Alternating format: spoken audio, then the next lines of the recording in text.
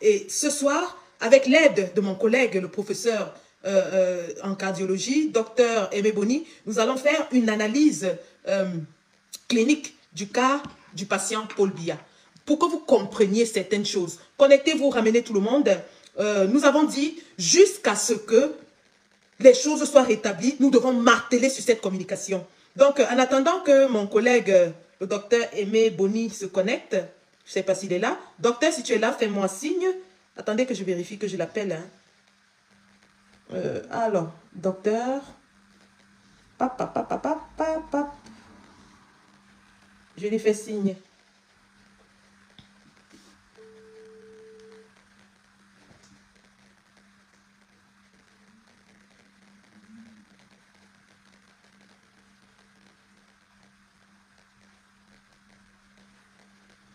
De toute façon, il sait que je commence à 21h comme annoncé. C'est sûr qu'il va attendre. Mais bon, avant qu'il n'arrive, je vais introduire le live. Et donc, il va venir nous rejoindre. En attendant que le docteur Aimé Boni nous rejoigne, je voulais vous dire une chose. Une chose. Vous avez constaté que le décor n'est pas le décor habituel lorsque je fais les lives dans mon domicile. En effet, je suis partie en mission vendredi. Je suis dans un pays européen, bien sûr, mais j'ai été en mission.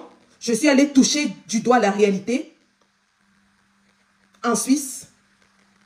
Et aujourd'hui, je vais vous donner un aperçu de ce que j'ai pu constater sur le terrain. Pour ceux qui connaissent là où je fais mes lives, hein, vous pouvez remarquer que je ne suis pas chez moi, comme vous pouvez le voir. Je suis en mission. D'accord? Je suis partie expressément en mission. Mission top secret, où j'ai glané des informations précieuses. Mais alors vraiment précieuses. Donc, installez-vous, nous avons des choses à vous révéler ce soir.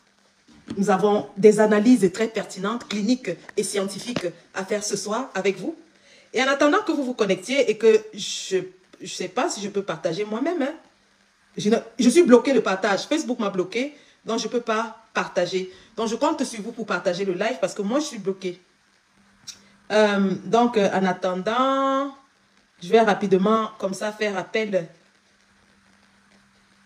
J'attends le docteur Aimé. Hein. J'attends le docteur Aimé Boni. Il arrive. J'ai commencé un peu plus tôt que prévu parce que Paul Chouta a fini un peu plus tôt que prévu. Donc, on a 5 minutes de partage et puis on commence. Bonsoir tout le monde. Bonsoir. Bonsoir à tous. Soutenez l'impressionnante évolution de votre enfant. Nancy Energity, nourrir l'avenir de votre enfant. Swift.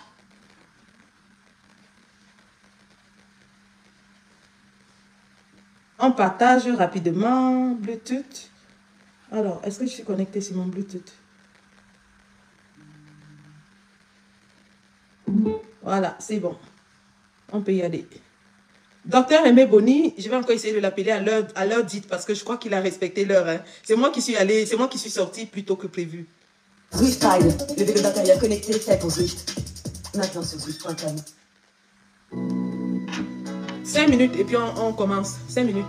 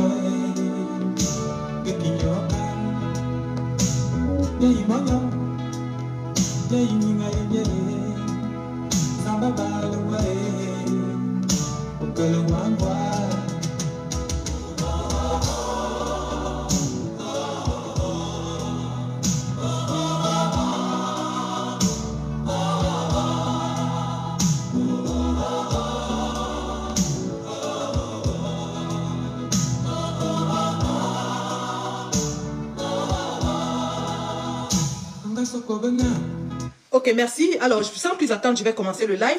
Je pense que le docteur Aimé Boni va nous rejoindre à l'heure dite. J'essaie encore de la voir et puis je lance. Alors, Doc, où est-ce que tu es, Doc? C'est moi qui suis un peu en avance, hein? Aïe, aïe, aïe, aïe, aïe, aïe.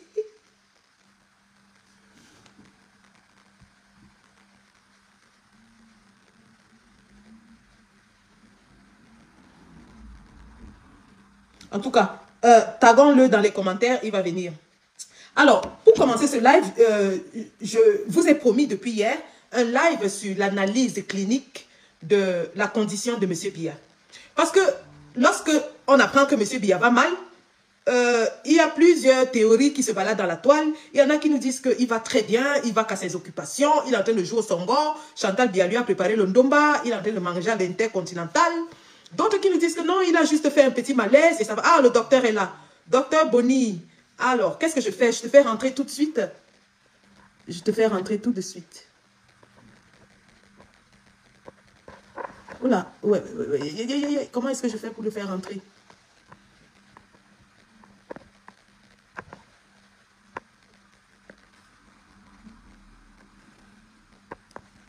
Papa. Comment est-ce que je fais pour le faire rentrer? Docteur Boni, envoie la demande, je vais te faire rentrer. Donc, nous avons toutes ces théories, toutes ces hypothèses qui foisonnent dans les réseaux sociaux. Il y en a même qui ont nié, qui ont essayé de ridiculiser tous ceux qui commençaient à trouver cette absence de Paul Biya assez problématique. Paul Tchouta vous a expliqué.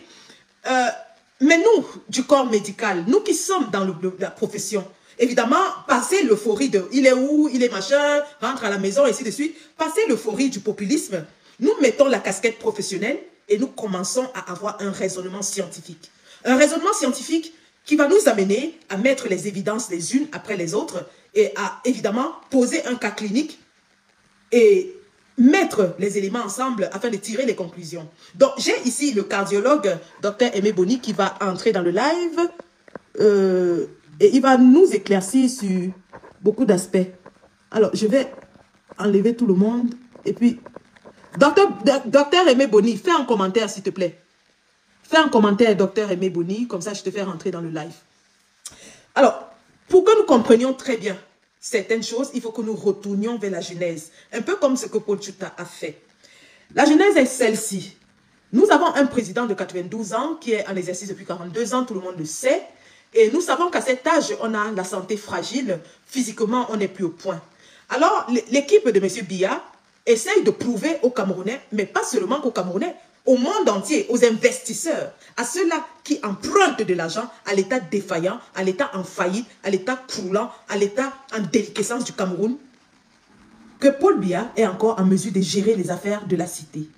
Parce que c'est une des demandes, une des exigences des investisseurs, des créanciers, d'avoir cette assurance-là que M. Paul Biya est encore aux affaires, afin qu'il puisse emprunter de l'argent au Cameroun. Tout le monde sait que le Cameroun traîne l'une des dettes les plus lourdes en ce moment et que la dette du Cameroun d'ailleurs est très toxique, elle est presque insolvable. D'ailleurs, les bons du Cameroun ont été... voilà, je vais essayer de prendre le docteur Boni.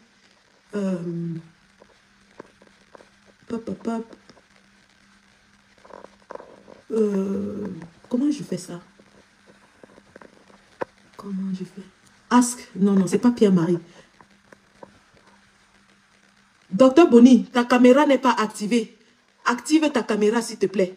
Parce que je peux ajouter d'autres. J'ai cliqué sur quelqu'un qui a commenté après toi. Par exemple, sur Raoul. J'ai cliqué sur lui. et je peux le ramener, mais toi, je ne peux pas. Active ta caméra. Rassure-toi que ta caméra est allumée pour que tu puisses entrer dans le live. On a besoin de te voir parce que tes explications nous sont très précieuses ce soir. Très, très précieuses. Donc, active ta caméra, s'il te plaît. Donc, voilà Paul Biya qui s'en va donc aux Jeux Olympiques à Paris. Et nous avons vu la scène qui s'est déroulée sous la pluie battante et ainsi de suite. Il est retourné au Cameroun après ça. Et Paul Biya était donc censé aller en Chine pour le sommet Chine-Afrique. Le départ de M. Paul Biya était prévu le dimanche 1er septembre, je vais dire. Le départ de Paul Biya pour la Chine était prévu le dimanche 1er septembre.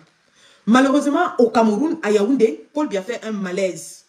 Et on renvoie donc son départ pour Beijing à mercredi, le 3 septembre. Paul Biya embarque donc pour Beijing. Ok, je ne sais pas si je peux le rajouter. Ah, c'est terrible. Je vois des gens qui ont les caméras ici, mais je ne vois pas le docteur Aimé Boni. C'est quoi ça? Si je ne peux pas te prendre là, je vais te prendre en WhatsApp vidéo.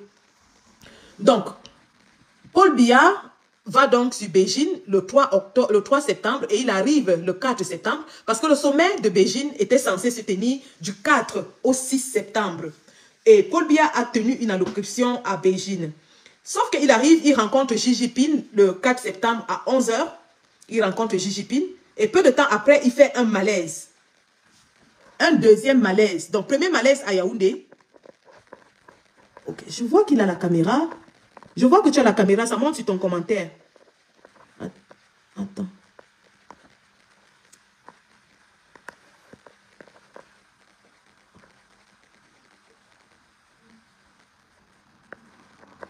Je vois un faux lab Moses qui veut monter. Mais non. Ok. Le docteur Aimé Boni. Ok, docteur Aimé Boni, envoie-moi l'invitation d'entrer dans le live. Envoie-moi l'invitation. Toi, envoie, comme ça je vais te prendre. Donc, Paul Biya, ça va à Beijing. Le premier malaise, il le fait à Yaoundé le 1er septembre. Et ça retarde son voyage pour Beijing. Le deuxième malaise, il le fait pendant qu'il est au sommet Chine-Afrique, juste après sa rencontre avec Xi Jinping. Et il est pris en charge immédiatement en Chine, à Beijing. Donc, ça fait 2 malaises déjà. Rappelons que Paul Biya étant un chef d'État, chaque fois qu'il voyage, à chacun de ses voyages, il a dans son staff, dans son entourage, son médecin attitré. Voilà, docteur Boni est là. Alors, je vais envoyer l'invitation à docteur Boni. Chaque fois que Paul Biya voyage, parmi les gens qui l'accompagnent, il a toujours son médecin attitré. Et donc, quand il va à un sommet international, en tant que corps diplomatique, chef d'un État, il a une prise en charge automatique si quelque chose lui arrive dans ce pays. Donc, il est immédiatement pris en charge en Chine. Ouais. On dit que tu as refusé. Guest decline the live video invitation. Approve. Send invitation. De là donc, Paul Biya quitte la Chine, il vient en Suisse. Parce que vous savez, l'agenda de Paul Biya était chargé. Il devait aller au sommet Chine-Afrique en Suisse, en Chine. Ensuite, il devait venir au sommet, il devait aller à New York au sommet de l'Assemblée générale des Nations Unies, qui était présidée par Philemon Yang, son ancien premier ministre. Et vous imaginez très bien que ça devait être une grande fierté pour lui d'aller justement donner un discours à l'Assemblée. Guest decline the live video invitation. C'est pas possible. Approve. Send invitation. Donc, il devait aller aux Nations Unies où il était très attendu. Il devait être en vedette aux Nations Unies. Il n'y est pas allé. Il devait être au sommet de la francophonie où également il devait prendre la parole en tant que le doyen des chefs d'État africains de la francophonie. Il devait également être à Hambourg. Donc, vous voyez qu'il avait un agenda qui était très, très, très chargé. Et l'intérêt pour eux, justement, de donner un agenda aussi chargé à un monsieur de son âge, qui venait d'être aux Jeux Olympiques, qui était au débarquement, et revient pour un agenda aussi chargé, justement, c'est de prouver aux créanciers de l'État du Cameroun qui commencent à douter de la capacité de Paul Biya à gérer le Cameroun, qui commencent à élever le coût de la dette parce qu'ils ont des doutes sur la capacité de Paul Biya à gérer. Alors, ils exigent que Paul Biya doit être là en personne lors de la signature des accords bilatéraux. Et donc, l'équipe de Paul Biya, qui a quand même vu qu'il avait eu un premier malaise. Ah, alors je vais t'appeler par WhatsApp, hein, parce que je ne sais pas pourquoi ça ne prend pas. Approuve. Regardez, si je ne sais pas si je peux vous montrer ce qui se passe.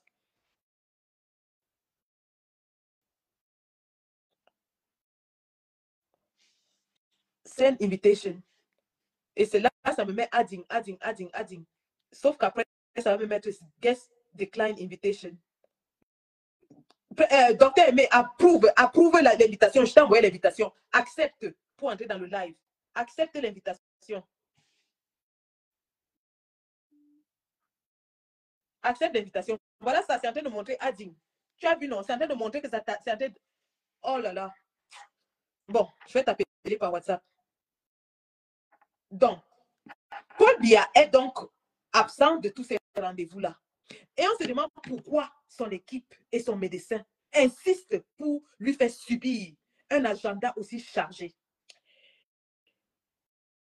Sauf que quand Paul Biya revient donc de la Chine et qu'il s'en va à Suisse, le sommet de Nations Unies est prévu pour, du 22 au 27 septembre. Écoutez bien.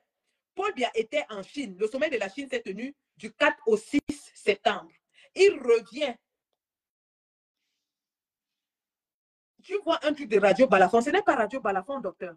C'est Sandy. C'est Sandy Boston officiel. Je t'envoie... Ah, attends.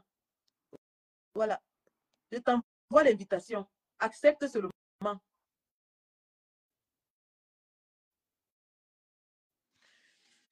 Donc, Paul Biya revient donc en Suisse et entre le 6 et le 22, il doit partir aux Nations Unies pour le 22. Le sommet des Nations Unies se tient le 22 septembre, du 22 au 27 septembre. Sauf que Paul Biya fait un autre malaise. Ils appellent ça malaise. Mais pour qui que ce soit dans son environnement, que ce soit son médecin, que ce soit son particulier, que ce soit le DCC, il devrait s'inquiéter qu'un monsieur de cet âge a fait un premier malaise à Yaoundé, a fait un deuxième malaise à Beijing et est en train de faire un troisième malaise. Donc, pendant qu'il est dans l'avion, qui doit donc l'amener, il fait un malaise et l'avion est obligé de faire un arrêt d'urgence. Un arrêt d'urgence en France. Paul Biya a fait un arrêt d'urgence en France et à partir de là, donc, il est dit qu'on perd ses traces. Rejoindre. Hey! Merde. Regardez ce que le docteur Boni reçoit. Ça lui montre que c'est Radio Balafon. Mais je ne suis pas Radio Balafon. C'est comme si quelqu'un est en train de s'amuser avec notre live. Moi, je ne suis pas Radio Balafon. Est-ce que Radio Balafon, ça c'est étrange quand même, hein? C'est étrange. Radio Balafon n'est pas Sandy Boston. Bon, je vais t'appeler en vidéo. Je vais t'appeler en vidéo, c'est pas grave. Je peux t'appeler en vidéo? Non, docteur. Je peux t'appeler en vidéo. On va voir.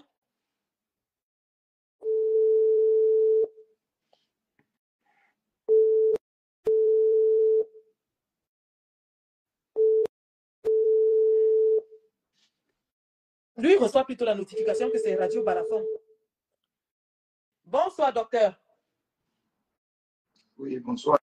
Vraiment, je suis désolée des aléas de la technique. C'est en train de nous jouer un tour. Je vais essayer de mettre là. Et donc, vous avez le docteur Aimé Boni qui va intervenir à partir de WhatsApp, hein, parce que là, je ne peux pas faire autrement. Bon, docteur, tu as suivi l'introduction du live et tu as suivi que Paul Biya a fait un premier malaise le 1er septembre à Yaoundé avant d'aller à Beijing. Étant à Beijing, il fait un deuxième malaise. On le ramène en Suisse. Et dans son avion, donc, il doit l'amener à New York. il fait un autre malaise. Et ce qui m'amène à m'intéresser à ta spécialité, c'est que les rapports nous arrivent qu'en fait, il s'agit de malaise cardiaque, ce qui est ta spécialité dans la médecine. Alors, de prime abord, lorsqu'on a un patient de l'âge de M. Paul Biya qui fait de façon répétitive des malaises, quelle est l'approche? Qu'est-ce qu'on peut dire? Qu'est-ce qu'on peut faire? Quelle est l'approche en ce moment-là? Alors, bonsoir, bonsoir Sandy, et bonsoir tous les spectateurs, tous les followers de ta page, de ton émission, de ton direct. Bonsoir au peuple camerounais qui est en alerte à propos donc de cette situation assez préoccupante qui plonge le Cameroun dans un chaos institutionnel et qui nous amène à réfléchir à pourquoi un chef d'État peut s'entourer d'autant de silence sur sa maladie, en sachant qu'un chef d'État, c'est une institution publique, et que normalement, le secret médical ne devrait pas être à l'ordre du jour. Et nous avons des précédents. Et je voudrais vous faire rappeler effectivement qu'aujourd'hui en France, après les antécédents de François Mitterrand et Jacques Chirac, c'est devenu presque une obligation, un devoir des chefs d'État de publier leur bulletin de santé. Mais, en fait, M. Paul Biya n'invente rien. Il ne fait que répéter ce que beaucoup de chefs d'État ont déjà eu à faire, c'est-à-dire garder secret leur maladie. Nous savons par exemple que François Mitterrand a été atteint d'un cancer et il le savait, enfin, il ne savait peut-être pas, mais il a commencé à avoir les symptômes de la maladie du cancer avant d'être élu en 1981. Parce qu'en décembre... Oh, le son est parti, Je ne sais pas si c'est chez moi. Voilà, c'est bon. En 81, donc, on commence à avoir les symptômes. Parce que le 7 novembre 1981, à l'hôpital militaire du Val-de-Grâce, il a eu une scintigraphie osseuse qui a mis en évidence ce cancer. Et quand on lui a annoncé la maladie, il a décidé d'en faire un secret. Et personne n'a été au courant. En dehors de ses proches, quelques personnes, c'est-à-dire sa maîtresse, Anne Pinjot, le ministre Bérégovoy, Jacques Attali, qui était son conseiller, un journaliste, André Rousselet, Charles Villeneuve, plutôt, et le directeur des hôpitaux militaires, dont faisait partie dans le Val-de-Grâce, et l'infirmière qui était chargée de sa prise en charge. En dehors de ça, personne n'était au courant. Même son épouse, Danielle Mitterrand, n'était pas au courant de ce que son mari avait le cancer. Et ça, il a caché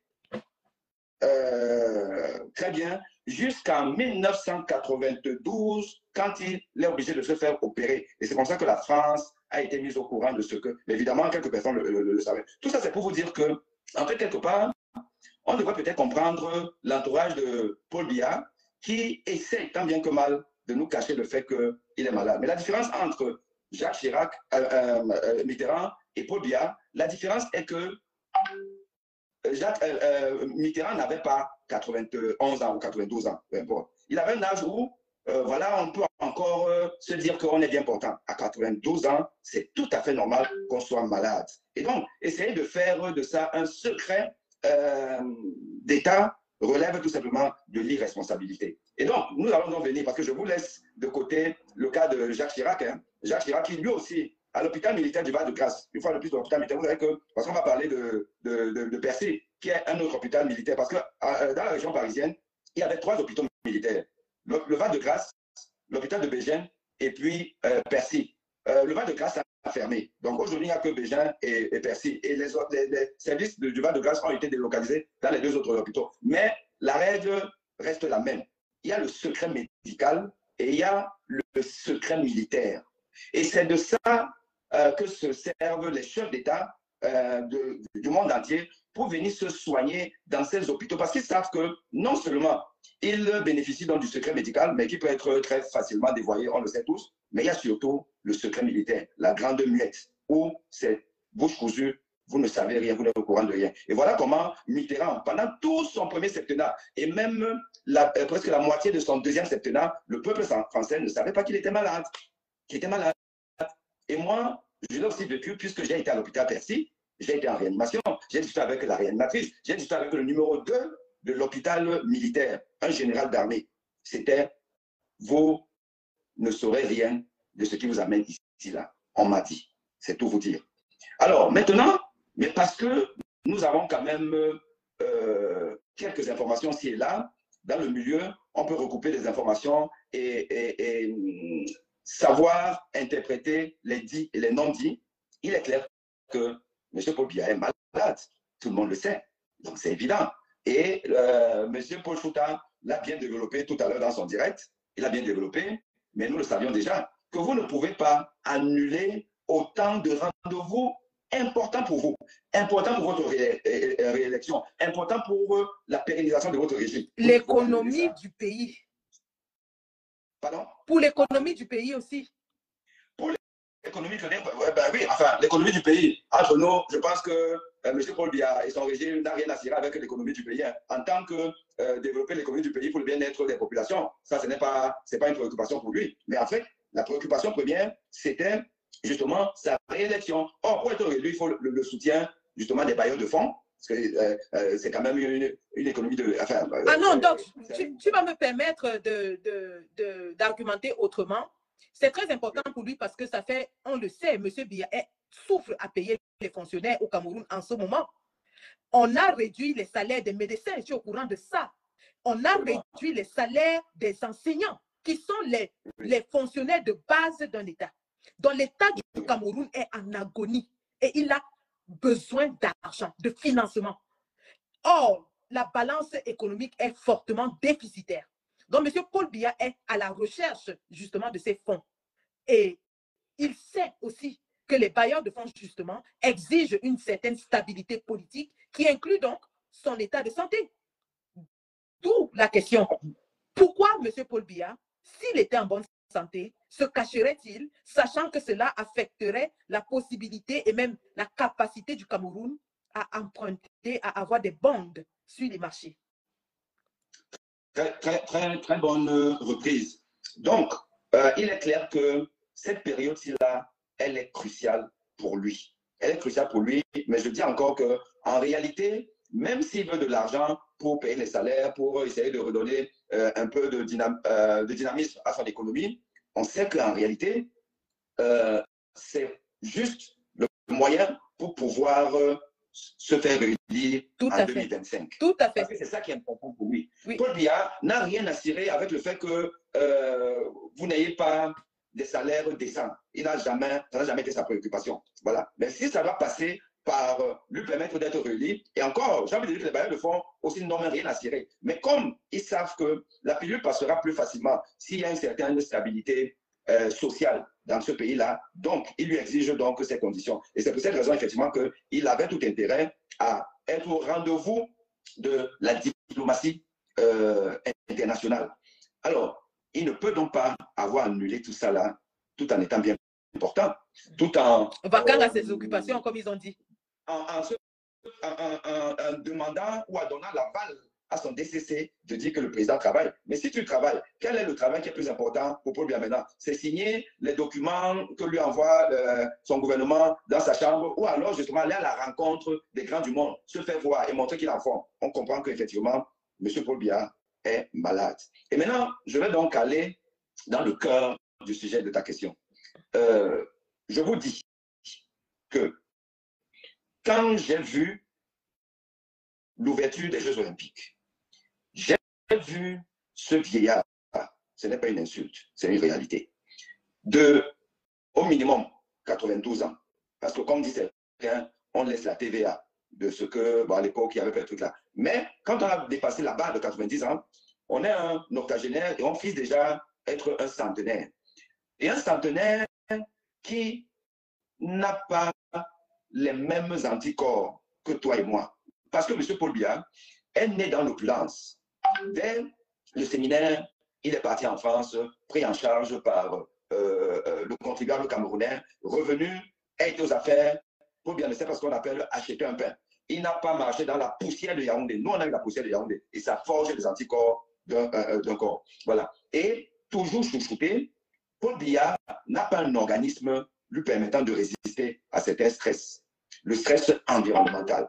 Et donc, quand je vois M. Paul Biya sous la pluie battante de Paris des Jeux Olympiques, je me suis dit, celui-là, il est suicidaire. Et il va certainement déclencher une cascade immunologique et physiologique qui va déstabiliser même les pathologies quiescentes en lui. Il faut que les auditeurs comprennent que dans la vie, on a ce qu'on appelle les maladies qui se manifestent. Et les maladies qui sont tapées à nous, qui évoluent à bas bruit ou qui n'évoluent pas, qui sont quiescentes, mais il faut des facteurs déclencheurs pour enclencher donc la cascade physiopathologique. La physiopathologie, c'est-à-dire qu'on a tous une physiologie, le fonctionnement normal de nos organes. Mais maintenant, pour une raison ou pour une autre, il y a un maillon qui est défaillant et ça va enchaîner dans une cascade d'événements plutôt de dysfonctionnement de notre organisme. Et dans le domaine, par exemple, cardiovasculaire, nous savons que quand nous prenons de l'âge, nous vieillissons, notre organisme vieillit, tous les organes vieillissent, parmi lesquels, pardon? Tout à fait. Parmi lesquels les tuyaux de nos organismes qui permettent au sang de circuler. Le système cardiovasculaire, c'est le cœur et les vaisseaux. Et il y a deux types de vaisseaux. Il y a les artères et il y a les veines. Les artères, ce sont les tuyaux rigides qui amènent l'organisme, enfin le sang, dans tous nos organes, pour nourrir nos organes. Parce que nos organes ont besoin, justement, des nutriments pour pouvoir fonctionner. Et ces tuyaux-là subissent des contraintes physiologiques avec l'âge. Les tuyaux deviennent de plus en plus rigides quand on prend de l'âge. Et il y a des cisaillements, des phénomènes qui font que la mauvaise graisse, certains éléments du sang viennent tapir la lumière de nos artères. La lumière étant la paroi intérieure, précisons-le. La lumière des artères étant la paroi intérieure. La paroi intérieure, voilà. Et il y a une couche au niveau de la paroi intérieure qu'on appelle l'endothélium. Et l'endothélium est très sensible à tout phénomène qui entraîne une certaine augmentation de la pression au niveau de la paroi. Parce que le cœur qui pompe le sang, ce sang-là gicle les artères. Et c'est dans ce giclement des artères que ça forme ce qu'on appelle la pression artérielle. La pression artérielle, plus elle est importante, plus elle va faire souffrir cette paroi intérieure, ce qu'on appelle l'endothélium. Et il peut y avoir donc des mouvements qui vont altérer cet endothélium. Et quand ceci est altéré, et avec la graisse, la mauvaise graisse, on va déjà entendu parler du cholestérol et tout ça là, cette mauvaise graisse va venir se plaquer là. Et il y aura les éléments du sang qu'on appelle les plaquettes. Enfin, les plaquettes, ce sont les thrombocytes, c'est des éléments qui permettent au sang de coaguler. Donc, et beaucoup d'autres phénomènes vont arriver là, vont s'accumuler, et la lumière des artères, donc les artères ont une certaine dimension au départ. Mais plus on vieillit, plus on a toutes ces contraintes-là, plus la lumière peut se rétrécir à cause de la mauvaise graisse, ou un peu caricaturée, ce qu'on appelle les plaques d'athérome. Et donc, tant que la lumière des artères est suffisamment importante, le sang va circuler normalement. Le sang va circuler normalement, même si on fait du sport et tout ça, là, le sang va circuler normalement et on n'aura aucun problème. Enfin, on ne ressentira rien. Mais quand la lumière des artères du cœur devient suffisamment rétrécie pour que le sang qui circule ne circule plus normalement, au repos encore, ça peut aller. Mais si on fait un effort, comme on a besoin de beaucoup plus de sang pour venir nourrir notre muscle cardiaque, parce que le muscle cardiaque a besoin lui-même du sang pour être nourri et permettre sa fonction, qui est la fonction pompe, de mieux se contracter. Et donc, quand cette lumière devient suffisamment rétrécie pour ne pas laisser passer le sang, normalement, quand on fait un effort, on a donc des douleurs à l'effort. Mais quand cette lumière devient encore suffisamment rétrécie pour que même au repos, que le sang ne passe pas bien, on peut avoir des douleurs au repos, c'est ce qu'on appelle l'angine de poitrine, qui inaugure la possibilité d'avoir ce qu'on appelle un infarctus du myocarde. Mais il n'y a pas que ceci qui va déclencher. Il y a maintenant que quand on a une maladie, comme par exemple les maladies infectieuses et tout, on a une activation de tous les systèmes et les systèmes de la bourre physiologiques. Les systèmes qui vont entraîner une accélération de notre cœur. Le cœur va battre plus rapidement. Et un cœur qui bat plus rapidement a besoin de plus de sang pour fonctionner. Et donc, si les artères ont donc de la graisse à l'intérieur, ça risque de faire un conflit qui va faire qu'il y aura moins de sang qui va arriver au niveau du cœur et ça va entraîner ce qu'on appelle une ischémie fonctionnelle qui peut même entraîner un infarctus du myocarde. Et donc, je reviens à ce que je vous disais au départ. Quand j'avais M. Paul Biya aux Jeux Olympiques, dans ce froid, dans cette pluie, vous prenez un coup de froid qui peut être à l'origine d'une infection pulmonaire qu'on appelle une pneumonie ou pneumopathie. Voilà. Et donc, je me suis dit que là, il va affaiblir son système immunitaire et va entraîner la cascade de beaucoup d'événements, dont les événements cardiovasculaires et même aussi d'autres événements. Et donc, M. Paul Biya, après cet événement parisien, a vu son système défaillant et il a été malade de ce froid qui a entraîné une infection. Et ceci a déclenché donc une manifestation des maladies cardiovasculaires, notamment de l'athérosclérose. On ne peut pas avoir 90 ans et avoir les artères en bon état. Tout à fait. C'est quasiment impossible. Quasiment impossible. Docteur, j'allais ajouter... S'il te plaît, pour que je n'oublie pas cette partie-là. C'est pour cette raison qu'il faut savoir que quand nous voyons des malades qui ont par exemple un rétrécissement de la valve aortique serrée, qui ont aussi une maladie de la vieillesse, c'est des gens qui ont plus de 60 ans, 70 ans et tout, et qu'on sait qu'on va les opérer, et toutes les personnes même qui ont eu un certain âge et qu'on doit opérer, on leur fait, opérer même de n'importe quelle maladie, hein, on leur fait un bilan cardiovasculaire pour s'assurer que les artères du cœur ne sont pas en mauvais état, même s'ils n'ont jamais manifesté un problème cardiaque. Parce qu'on sait que, statistiquement, quand vous avez dépassé 60 à 65 ans, la probabilité d'avoir des artères du cœur en mauvais état est si importante que si on va vous opérer sans avoir vérifié d'abord, et si on trouve que les artères sont en mauvais état, on débouche les artères en vous mettant, par exemple, des stents, ou en vous faisant une opération à cœur ouvert, ce qu'on appelle un pontage aorto-coronaire. Si on ne le fait pas là, pendant qu'on va vous opérer pour autre chose, vous allez rester avec l'anesthésiste. C'est-à-dire que vous allez mourir pendant l'opération ou au décours de l'opération parce que vous allez faire un infarctus. Le cœur, un organe très fragile. Donc, je dis ceci là, à 91 ans comme Paul Biya, il a les artères du cœur qui sont malades. Et quand on lui fait faire tout ce stress-là, ce marathon, on part à Paris, comment on appelle ça là, la pluie, on revient, on part en Chine, on va là, les longs voyages et tout ça là, et on est effectivement dopé. Parce que ça aussi là, les médicaments qu'on donne à un vieillard comme celui-là, pour rester en forme et tout ça là, ça agit sur le cœur, et avec des artères en mauvais état là, vous allez faire tous ces arrêts, ces malaises arrêts cardiaques dont on parle et qui sont vrais, et vous êtes dans l'état où M. Paul Biya est. Je te laisse parler. Merci, docteur. Et là, ça plante le décor. Ça veut dire que nous savons qu'à l'âge de 91 ans, 92 ans, M. Paul Biya traîne déjà des pathologies qui sont inhérentes à son âge et qui sont normales pour un individu de cet âge-là. Seulement, la maladie est déclenchée par des événements, notamment cette exposition à la pluie qui a pu causer une pneumonie. Et je voulais rajouter aussi que M. Paul Biya, pendant la période de Covid, était en isolement. Pourquoi? Parce qu'il était reconnu qu'il était fragile et que son entourage évitait qu'il soit en contact avec le virus du Covid. Sauf que les Jeux Olympiques, c'est un événement populaire. Vous avez vu la foule qu'il y avait dans ce stade, y compris les chefs d'État, ils étaient très nombreux. Et le Covid, ça atteint tout le monde. Vous avez vu le roi d'Angleterre qui a fait le Covid. Vous avez vu les chefs d'État qui étaient atteints de Covid. Or, en été 2024, en Europe, il y a eu... baisse le volume de ton côté, s'il te plaît, docteur. D'accord. Donc, or, pendant la période d'été, cet été 2024, on a eu le Covid qui a ressurgi en Europe. C'est vrai que ce n'était pas aussi violent que les autres fois, mais nous avons quand même eu une ressurgence de Covid cet été en Europe. Donc, c'est des hypothèses à ne pas exclure. Le plus important, c'est de reconnaître que l'entourage de M. Biya l'a exposé justement à une potentielle infection qui a donc déclenché cette cascade d'événements cardiaques dont vous parlez.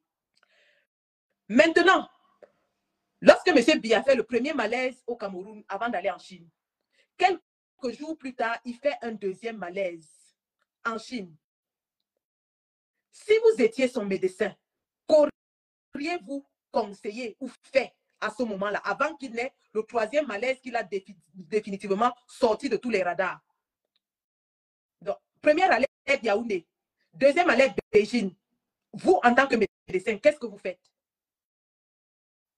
Alors, déjà, ce qu'il faut savoir, c'est que quand on est dans une situation aussi fragile, due à l'âge, due à un excès de stress, parce qu'on sait que le stress est un déclencheur de l'instabilité cardiovasculaire.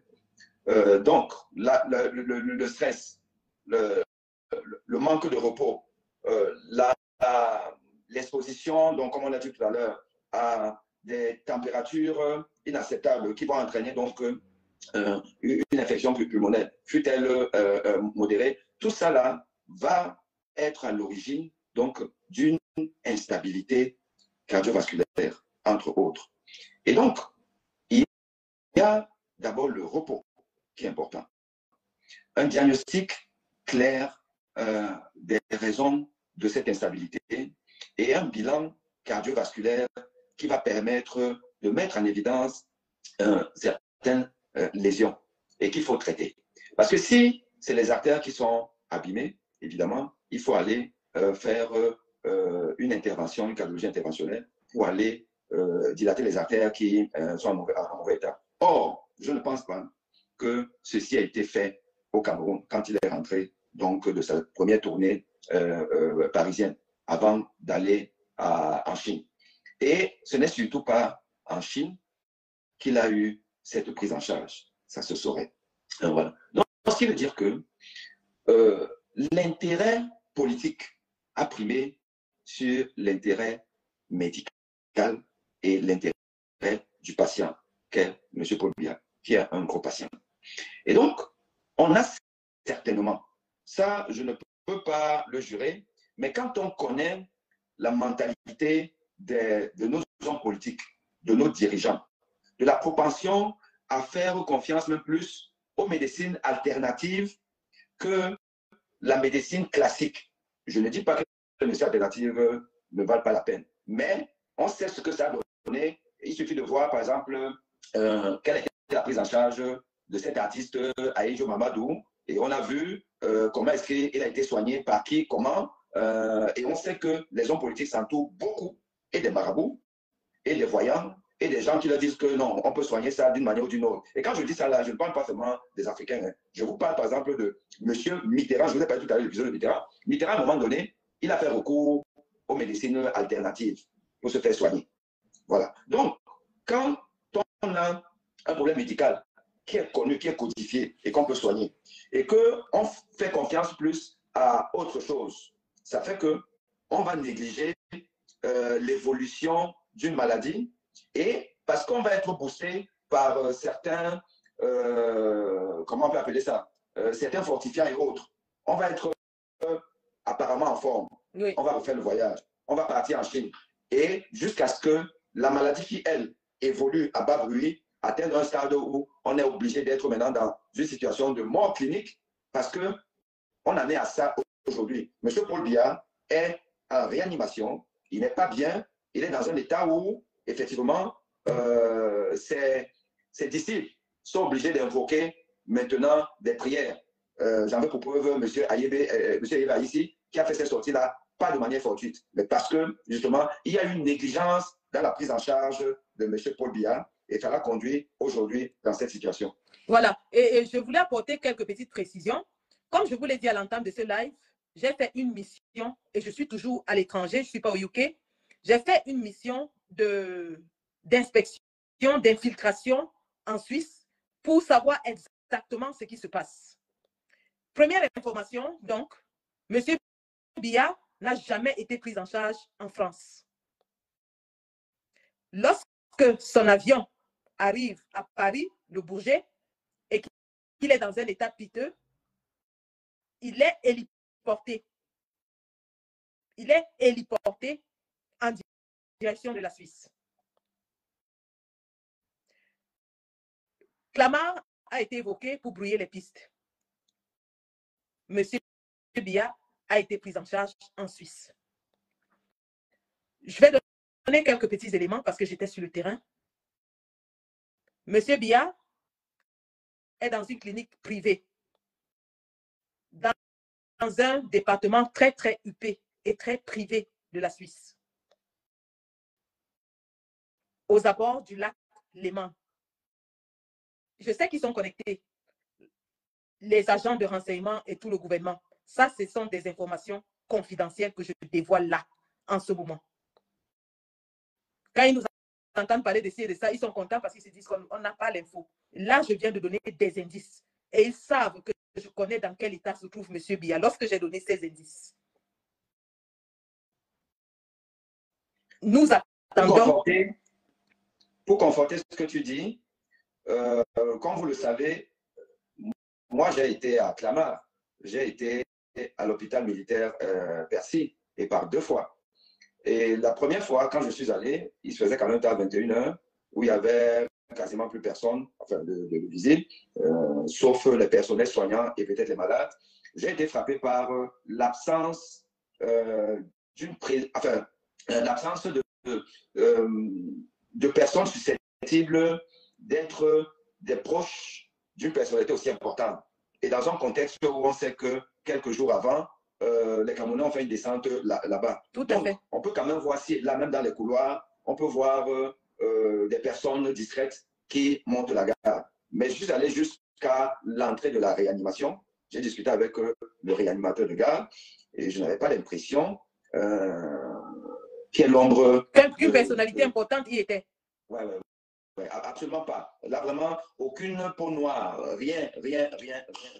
Que ce soit en réanimation, dans les couloirs, dans l'espace, le grand jardin qui part du bâtiment à la guérite, qui est quand même un grand espace, il n'y a rien. Que ce soit la guérite, il n'y a rien eu. Donc ça, c'est quelque chose qui m'a d'abord frappé parce qu'on sait que quand il y a une haute personnalité, dans un environnement comme celui-là, parfois, vous pouvez voir des hommes. Il n'y a rien de ça. Et après, quand je suis revenu 2 jours après, et j'ai discuté avec le numéro 2, donc le général, dans notre discussion, dans ce qu'il disait, il ne disait pas, parce que c'est quand même un militaire, c'est la grande muette, mais le côté psychologique de notre fonction, où on peut interpréter la mimique de quelqu'un et autres, j'ai compris que, non, dans tous les cas de figure, au moment où on parlait, il n'était pas là.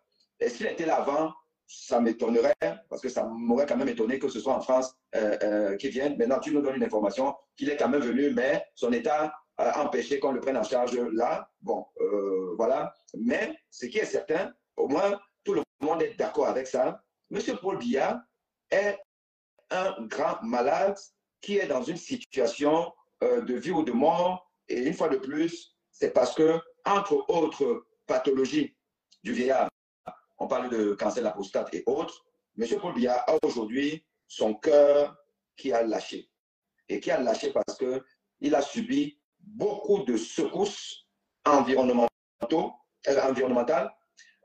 qui ont déclenché en fait une déstabilisation de ses plaques d'athérome et des infarctus. Il en a fait responsable de ses arrêts cardiaques. Voilà. Donc, la situation de M. Biya en ce moment, d'après tous les indices qui nous sont parvenus, et au vu de ses antécédents récents, c'est-à-dire les malaises successifs, nous amène à croire qu'il est en effet dans un état très, très critique.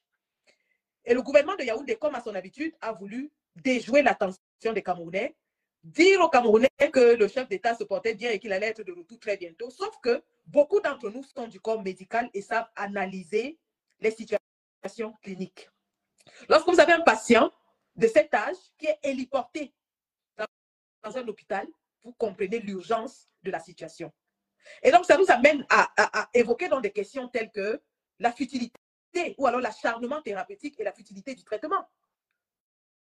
À cet âge, est-ce que vous, en tant que cardiologue, conseillerez par exemple un stent artériel, une opération, une intervention chirurgicale pour un patient de cet âge, de cette fragilité et qui a certainement des antécédents médicaux assez graves?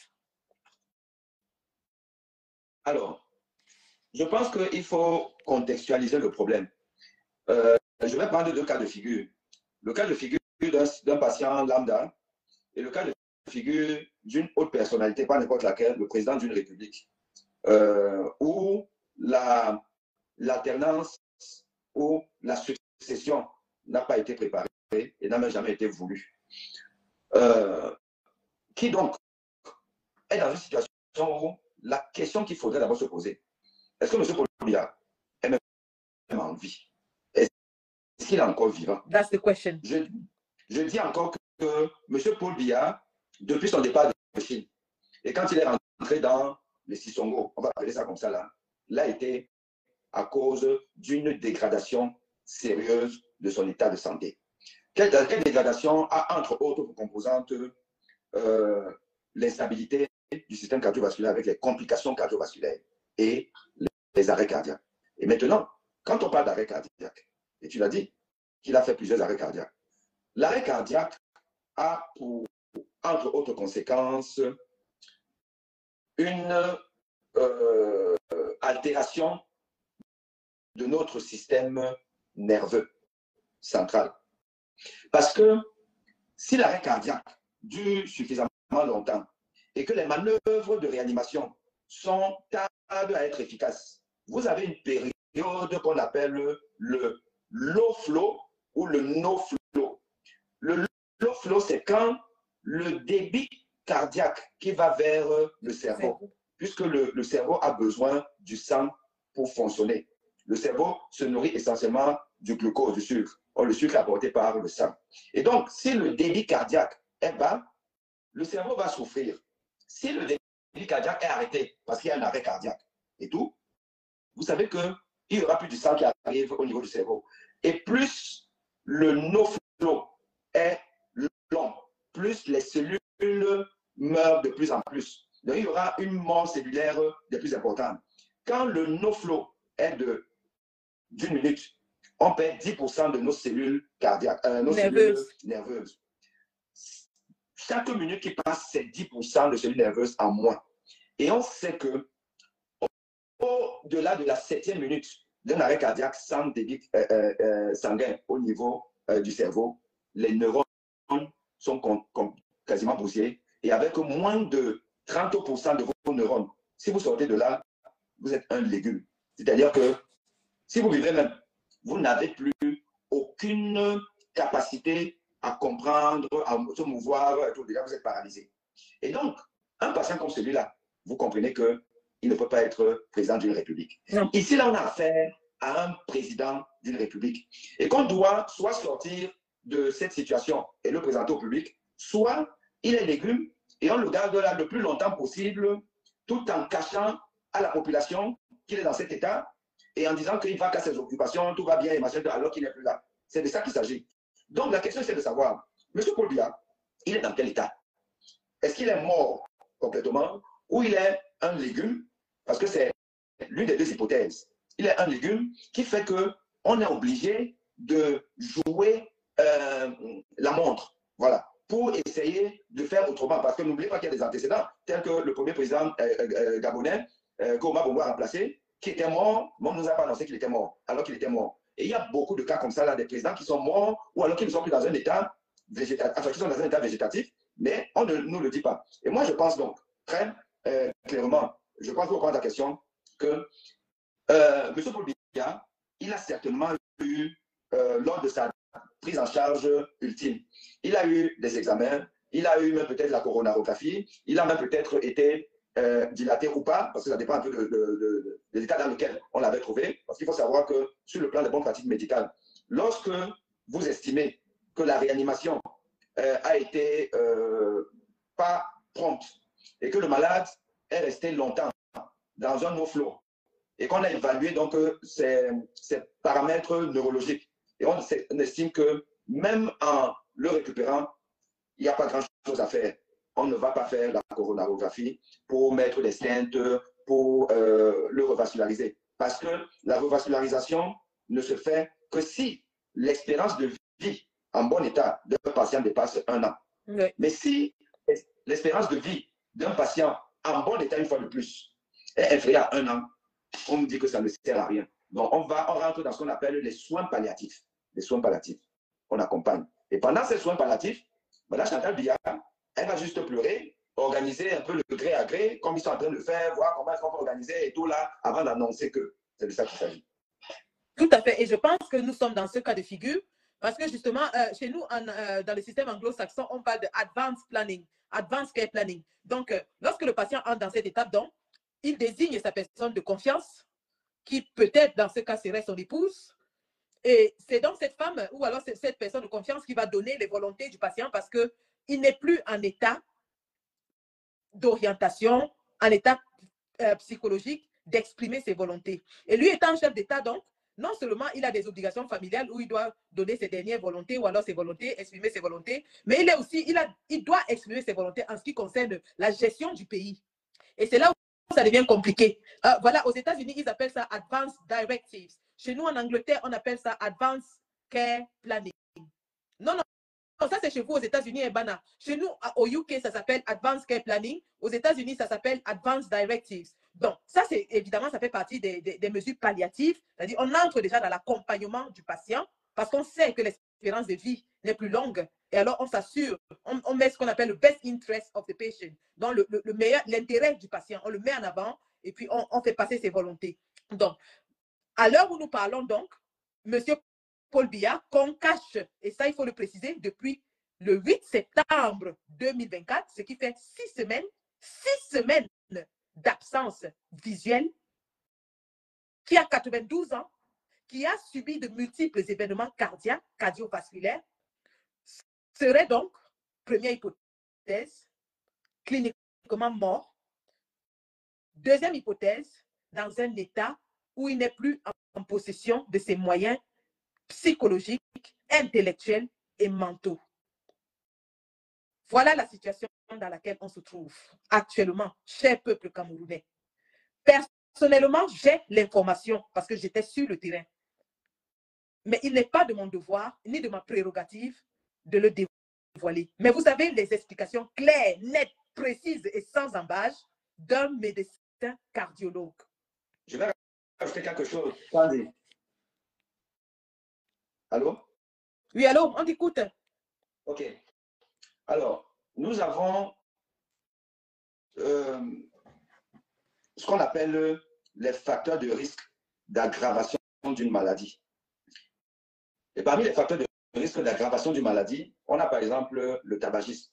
C'est-à-dire que les patients qui fument font plus de complications quand ils sont malades que les patients qui ne fument pas. Quand ils sont par exemple opérés que les patients qui ne fument pas. Le fait de fumer, on va vous opérer par exemple une prothèse de hanche. Le fumeur peut plus facilement faire des complications de sa maladie, entre les complications cardiovasculaires, que celui qui ne fume pas.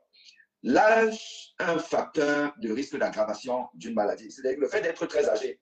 Quand vous faites une embolie pulmonaire, vous faites un infarctus et tout, le fait d'être très âgé vous expose à plus de complications et de mortalité que celui qui est moins âgé.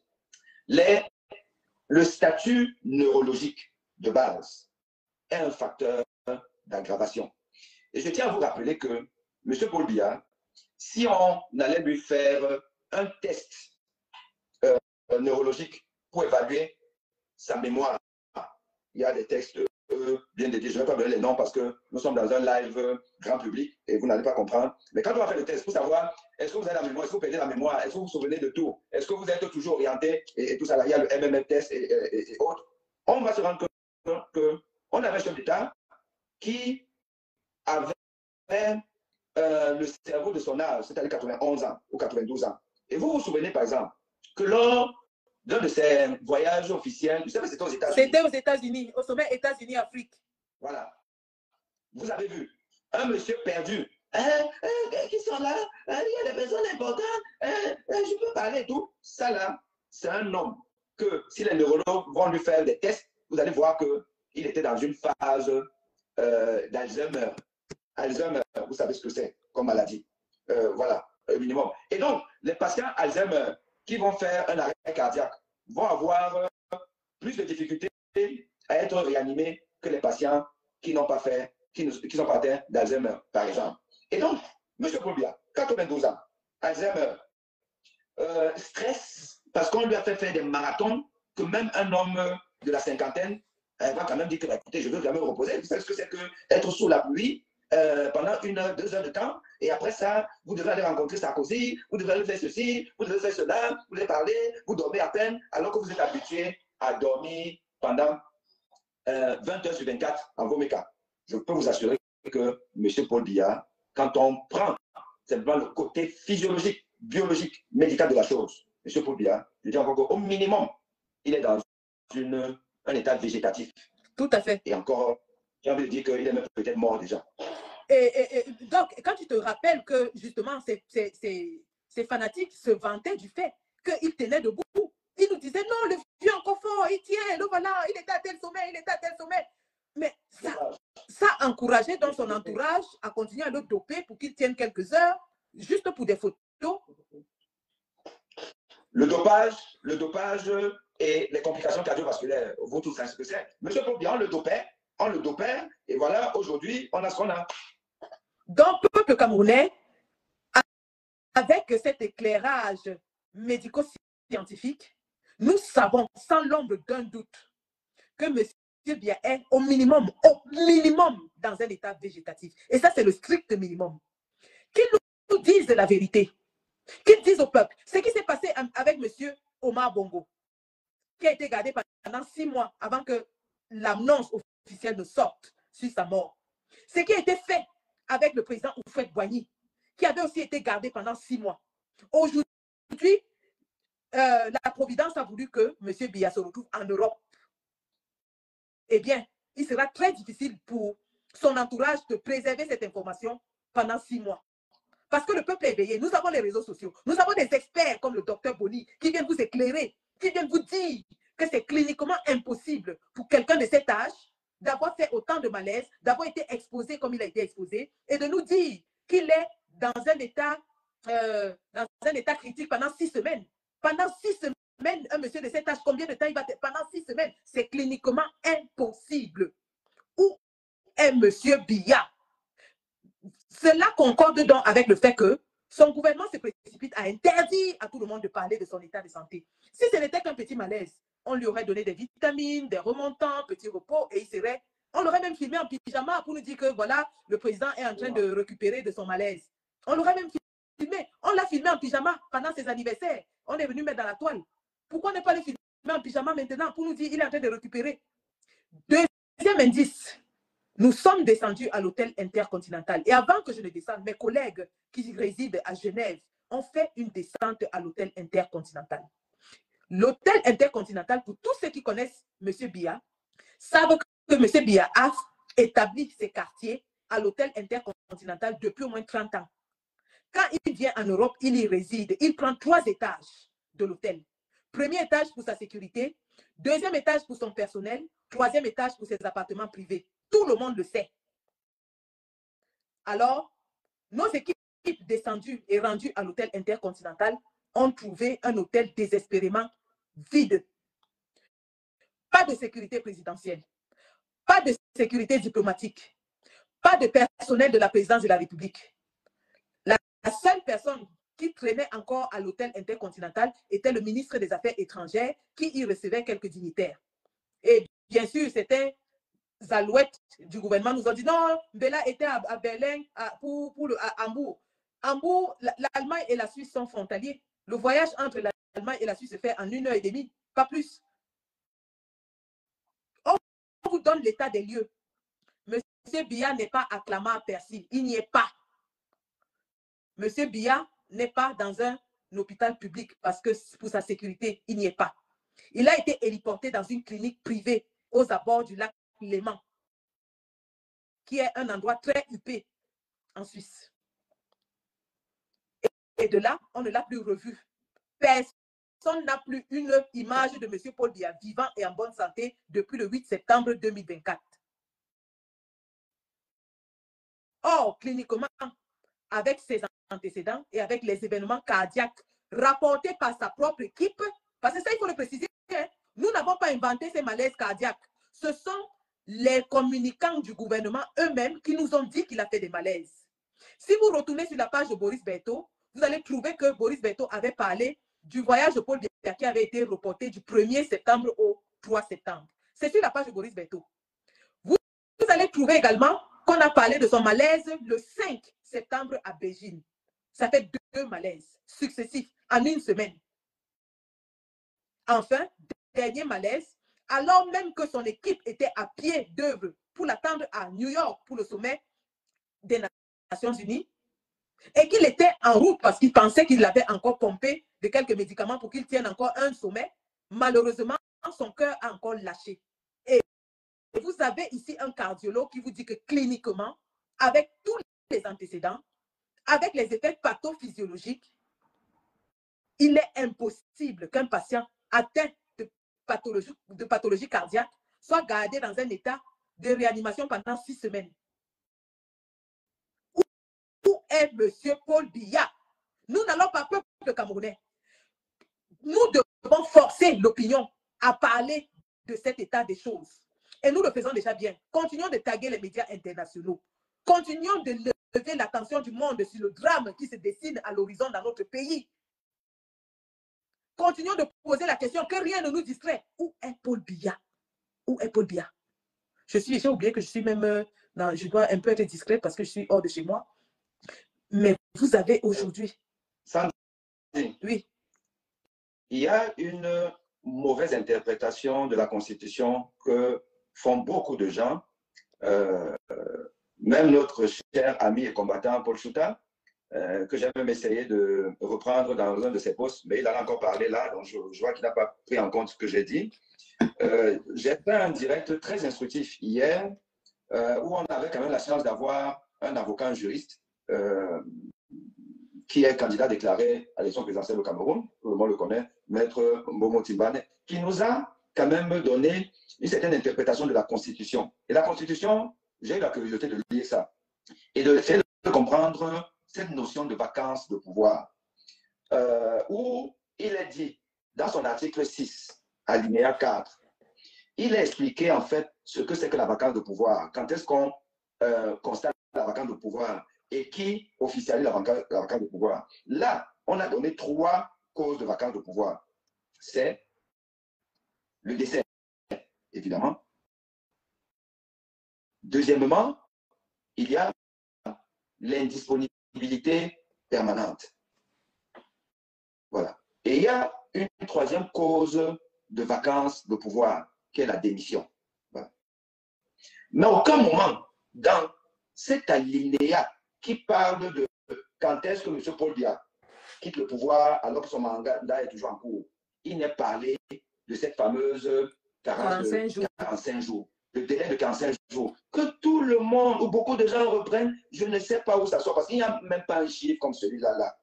Tout ça, c'est pour dire quoi? C'est pour dire que, de grâce, il est temps, nous l'avons constaté, que M. Paul Biya est démissionnaire. Il est démissionnaire parce que l'article 1 de l'alinéa 1, je pense bien, nous dit que, ou l'alinéa 8, oui c'est l'article 1, alinéa 8, nous dit que les sièges de l'institution, le lieu où le président exerce sa fonction, c'est à Yaoundé. Et à Yaoundé, dans son palais. Donc, le DCC, quand il nous ment que M. Paul Biya est non seulement en bonne forme, mais il travaille, il accomplit ses tâches en Suisse, il est en train de nous dire que M. Paul Biya est en flagrant délit de non-respect de la Constitution, puisque ce n'est pas hors du Cameroun qu'il doit exercer sa fonction, c'est au Cameroun, donc il est démissionnaire. Et ensuite, il est aussi démissionnaire parce que quand on regarde l'autre cause, c'est indisponibilité définitive.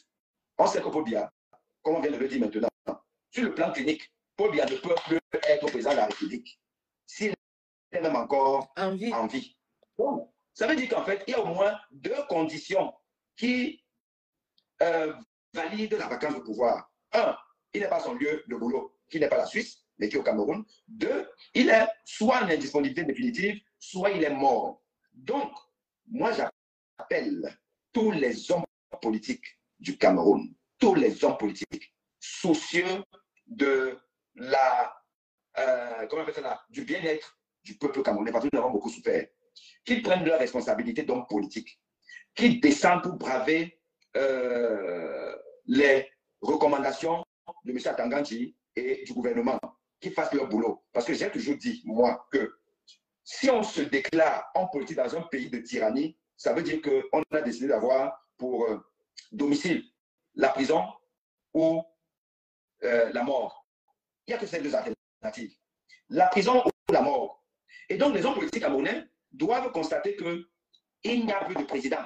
Donc, demandons au Conseil constitutionnel de prendre ses responsabilités et de déclarer la vacance du pouvoir. Et le peuple, parce que les hommes politiques doivent, chaque parti doit appeler son public, ses partisans, à être mobilisés pour sortir dans la rue s'il le faut. Voilà ce que je voulais dire à propos.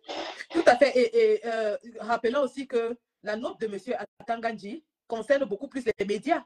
Je ne sais pas s'il a mentionné les hommes politiques. Et en outre, M. Atanganji ne s'appuie sur aucun texte de loi. Il n'y a pas de texte de loi qui interdise aux Camerounais de demander comment se porte le président. Si M. Atanganji a le texte de loi qui interdit aux Camerounais de parler de la santé de Paul Biya, qu'il le mette. Il l'a inventé, il a pondu un communiqué sur aucune base pour réprimer le peuple camerounais et nous disons non. Nous sommes en droit de demander où est Paul Biya et comment se porte-t-il. Et nous n'allons cesser de le faire jusqu'à ce que l'État du Cameroun se décide de dire enfin la vérité sur l'état de vie ou de mort de M. Paul Biya. C'est de ça qu'il s'agit. Et qu'ils sachent que malheureusement pour eux, M. Paul Biya est venu avoir tous ses déboires en Europe. Et en Europe, on a ce qu'on appelle les journaux d'investigation. Vous savez, Mediapart, qui révèle souvent les dossiers secrets. Et tu l'as souligné tout à l'heure, le secret médical, oui, il s'applique pour Biya en tant qu'être humain. Monsieur Biya, du fait qu'il soit un être humain, a toujours droit à aux droits fondamentaux des êtres humains, de tous les êtres humains. Cependant, il est aussi chef d'État. Et alors, absolument, ils ont l'obligation politique de nous dire où est le chef de l'État du Cameroun et comment il se porte. C'est une obligation politique. Et s'il s'avérait que M. Paul Biya soit décédé, eh bien, le secret médical ne s'applique plus parce qu'il n'est plus patient. Donc, les journaux d'investigation peuvent bien retrouver et publier cette information. Je répète, qu'ils ne s'appuient pas sur le secret médical en pensant que ça peut empêcher que l'information soit divulguée. Parce que le contrat légal entre l'hôpital et le patient s'arrête à la mort du patient. Si ce patient est décédé, il n'y a plus d'obligation légale en ce qui concerne le secret médical. Et cette information va sortir, comme elle est sortie pour les autres présidents. Donc, que le régime de Yaoundé ne pense pas museler les Camerounais, cette information finira par filtrer.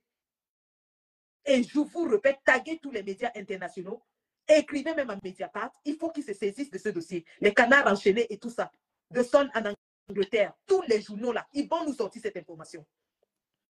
Le contrat sur le secret médical s'arrête quand le patient meurt. Si le patient est décédé, il n'y a plus de secret médical parce qu'il n'y a plus de patient.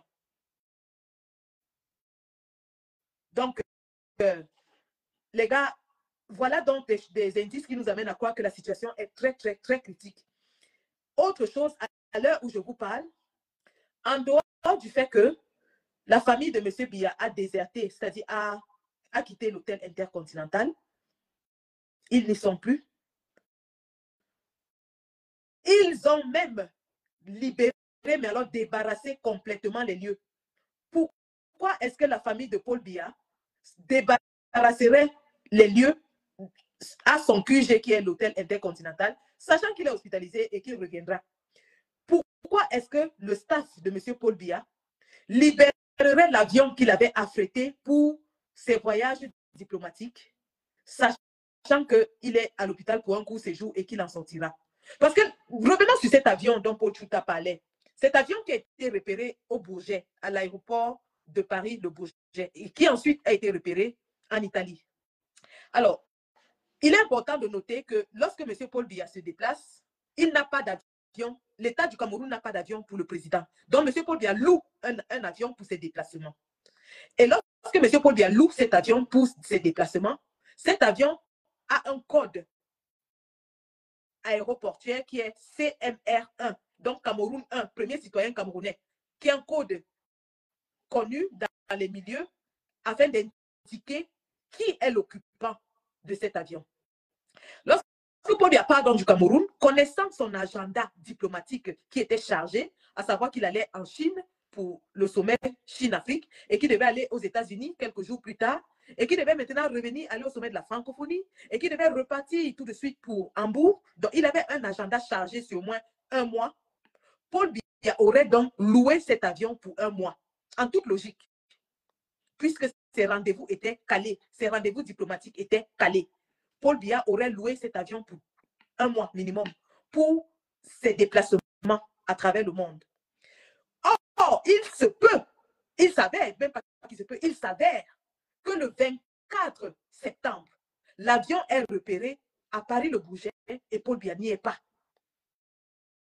Pourquoi est-ce que l'équipe de Paul Biya résilie dans le contrat avec l'avion, sachant que Paul Biya est encore en mission diplomatique à l'extérieur du Cameroun?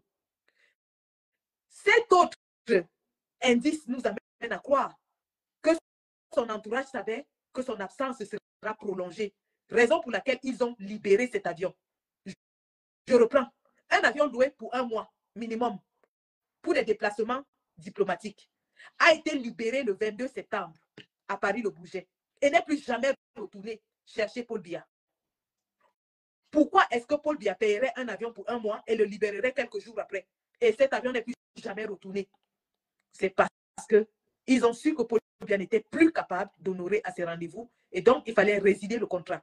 Donc si on ajoute tous ces éléments, l'avion qui a été résilié et qui est retourné ailleurs, la famille qui a déserté l'hôtel intercontinental, le patient qui n'a plus jamais donné signe de vie depuis le 8 septembre 2024, tout porte à croire que l'état de M. Biya, comme le docteur l'a dit, est très critique ou alors il est mort. N'ayons pas peur des mots. Et mourir à 92 ans n'est pas un exploit.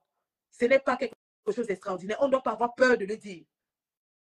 On ne doit pas avoir peur de dire que quelqu'un de 92 ans est mort. Quatrième indice, la famille de Paul Biya est dépêchée du Cameroun pour la Suisse. C'est-à-dire ses frères, ses nièces, l'entourage le plus rapproché de Franck Biya, y compris Junior Biya, Junior que tout le monde connaît là, qui est DJ. Tous les enfants de Paul Biya sont en Suisse. Pourquoi déplacerait-on toute la famille pour quelqu'un qui est bien portant, va à ses occupations? Ne nous trompons plus, les gars. Si l'heure est venue, elle est venue.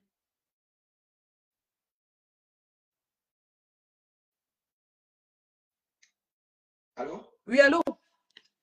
Oui. Alors, je vais rajouter quelque chose parce qu'effectivement, les gens peuvent déjà dire, et je sais qu'on le dit déjà, et on va nous taxer le non-respect du secret médical. Voilà, on parle de la santé d'un président, enfin, d'une personne parce que c'est un être humain et qu'on n'en a pas le droit et que pour ce Boni, on va écrire à l'ordre des médecins. Bon, alors, je vais clarifier certaines choses pour le grand public. Premièrement, comme on l'a dit, M. Paul Biya est une institution. Et en tant qu'institution, il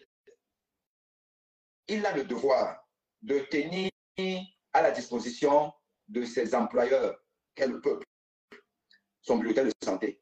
Le bulletin de santé d'un président n'est pas une histoire de caprice, c'est un devoir, si ce n'est une obligation. Nous devons savoir qui dirige notre pays, dans quel état il est. Et s'il ne peut pas le faire volontairement, alors il s'expose à des spéculations qui parfois tiennent compte des éléments scientifiques probants, comme nous venons de dérouler. Et je vais dire que quand on parle même, on va plus loin en donnant des éléments diagnostiques comme on l'a fait. Est-ce que le secret médical est rompu? Je renvoie les gens encore vers l'affaire qui a été mon mot d'introduction, l'affaire François Mitterrand. Parce que François Mitterrand, c'est un cas d'école de la cachotterie qu'un État, un gouvernement, un président peut utiliser pour tromper une nation. François Mitterrand a été malade avant même d'être président. Et pendant ces 2 septennats, il était malade. C'est au milieu de son second septennat que le peuple a su. Et je vais vous dire que le médecin personnel de M. Mitterrand, le docteur Gulbert, il a après écrit un livre pour raconter toute l'histoire de la maladie de François Mitterrand. Un livre édité par les éditions Plomb. Et au moment de la sortie de ce livre, la famille Mitterrand a porté plainte. Et en première instance, en appel à la Cour de cassation, le livre a été interdit de sortie, sous prétexte qu'il y a divulgation du secret médical d'un patient qu'est M. Mitterrand. Et les éditions Plomb et l'auteur, donc son ancien médecin, ont attaqué la France à la Cour européenne des droits de l'homme. Vous savez qu'au niveau de la France, vous avez des instances juridiques. Il y a la première instance, la Cour d'appel, la Cour de cassation, qui est l'instance suprême au niveau de la France. Et quand vous n'avez pas gain de cause en Cour de cassation, vous pouvez vous pourvoir à la Cour européenne. Tout à fait. Et c'est ce qu'ils ont fait. Et ils ont attaqué la France à la Cour européenne des droits de l'homme. Dans certains aspects, ils ont eu gain de cause. Et la Cour européenne des droits de l'homme a estimé qu'au bout de 9 mois, parce qu'il y a eu le référé et il y a eu le fond. On a interdit un référé et puis au fond d'une interdiction définitive, la Cour européenne a estimé que non, vous n'avez pas le droit. Parce qu'il y a une part de droit dans tout ça là pour que le peuple français soit informé de ce qui lui a été caché pendant longtemps. Et le livre de l'ancien médecin de François Mitterrand a été finalement édité, publié, et les gens peuvent l'avoir. C'est pour dire au peuple camerounais, au peuple africain que ayons la culture du droit, ayons la culture du droit. Ne restons pas dans nos vieilles habitudes des Africains qui ont été habitués à la bastonnade de l'esclavage, de la colonisation, et nous sommes toujours colonisés par ce qu'on appelle aujourd'hui les nouveaux blancs d'Afrique, d'après un article de Mediapart. Parce que les Atanganji, les Famendongo, les machins, tout là, c'est les nouveaux blancs d'Afrique, c'est-à-dire que c'est des blancs à la peau noire qui continuent à nous coloniser, à nous fouetter, à nous interdire une expression au point où, moi j'ai été effaré aujourd'hui, quand je regardais les émissions dominicales, où vous saviez que les journalistes, ils jouaient sur... enfin, ils avaient peur d'engager les débats. Et quand le débat était même sur est-ce que Atanganji a raison de nous interdire de parler, et que les intervenants comme à Canal 2 aujourd'hui allaient un peu dans le sens de remettre en question le fait de ne pas parler à la santé du président. Vous voyez, les modérateurs, les journalistes comme Boubangonda essaient de rappeler que bon, non, on n'est pas là pour parler de machin, tout là. En fait, qu'est-ce que je veux dire? Je veux dire que nous avons un peuple qui est emprisonné, embrigadé. Et on peut le comprendre. On peut comprendre que quand on est dans un pays comme celui-là, c'est un peu compliqué. Et nous devons sortir de là. Nous devons déjà, nous dire que ce n'est pas normal. Nous dire que, on doit parler d'un chef d'État, de sa maladie, s'il ne veut pas nous donner son bulletin santé, parce qu'il a l'obligation de le donner. S'il ne le donne pas, nous allons le faire comme nous sommes en train de le faire maintenant. Nous ne sommes en rien en porte-à-flot avec la déontologie. Et d'ailleurs, je l'ai rappelé, je termine avec ça, je l'ai rappelé au général d'armée avec qui j'ai discuté à l'hôpital Percy à Clamart. Quand il m'a reçu, je suis allé demander une audience, on m'a reçu pendant au moins 30 minutes. Le général d'armée, médecin chef adjoint de l'hôpital Percy, on a discuté longuement.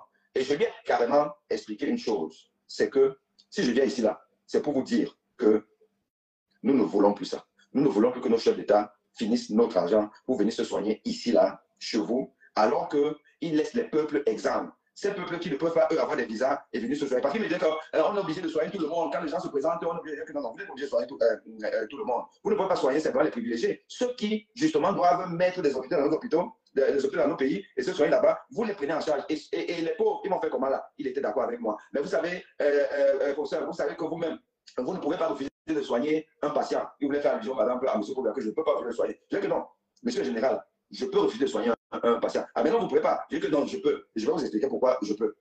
Vous faites partie de l'armée. Le militaire, c'est l'ordre. Et comme vous les avez dit, vous êtes régi par le droit de santé militaire. Moi, c'est le droit de santé civile, c'est-à-dire le code de déontologie médicale, qui est adossé au code de santé publique. Et monsieur le général, quand vous allez regarder les articles du code de santé publique, j'ai le droit de refuser de soigner quelqu'un.